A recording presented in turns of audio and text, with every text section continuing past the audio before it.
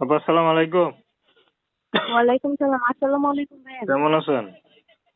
জি ভাই, ভালো আছি। আপনি কেমন আছেন? জি ভালো। আপনার নাম কি? আমার নাম আয়েশা। আচ্ছা আপু, ইউটিউবে কেন আসলেন? ভাই ইউটিউবে আসছি আমার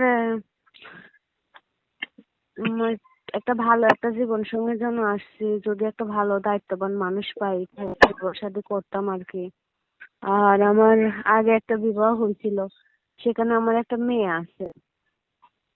আচ্ছা তাই আমার আমার হাজবেন্ড আমাকে ছাইড়া চলে গেছে, আমাকে করে চলে গেছে, ডিভোর্স দেওয়া চলে গেছে। গাঁজা মদ খাইতো, মারধর করতো, জ্বালা যন্ত্রণা করতো। তো আমাদের ছাইরা অন্যখানে চলে গেছে। আমার ফ্যামিলিতে মা আছে, এখন একটা মেয়ে আছে, আর আমি আছি। তো এখন সারা জীবন তো আর এভাবে থাকা যায় না। মানুষ তো আর সবাই খারাপ না, ভালো আছে।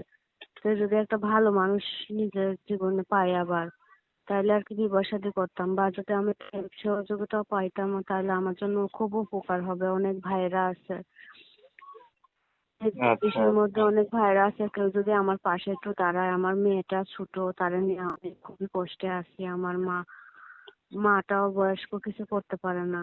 মেয়েটারও একটা কাজ করতে পারি না, টুকটাক ভাবে অনেক কষ্ট করে সংসার চলতেছে। এবং সেলাই কাজ করতাম, মেশিনটাও নষ্ট হয়ে গেছে। ঠিকও করতে পারতাছি না, বা একটা কিনতেও পারতাছি না। আর বাচ্চাদের একটা কাজও করতে পারতাছি না। যেখানে কাজ করবো ওরা বকাবকি করে, যে বাচ্চা নিয়ে আসলে বাচ্চা দুষ্টামি করে, এটা করে ওইটা করে। তো ভাবলাম যে এইভাবে তো আর জীবন চলে না। আমি দেখতে শুনতেও সব দিকে মোটামুটি ভালোই আছি, আবার বয়সও কম আছে। এখন যদি একটা বিবাহ হয় তাহলে দেখা যায় আমার মেয়েটার দায়িত্ব যদি মাইনে নিয়ে পাশে দাঁড়ায়, তাইলে তো ভালো হয়। তো দর্শক, আপনারা আশা আপুর কথা শুনলেন। তো প্রেম ভালোবাসা সাহায্য সহযোগিতা বিয়ে শাদী করা আপনাদের ব্যক্তিগত ব্যাপার।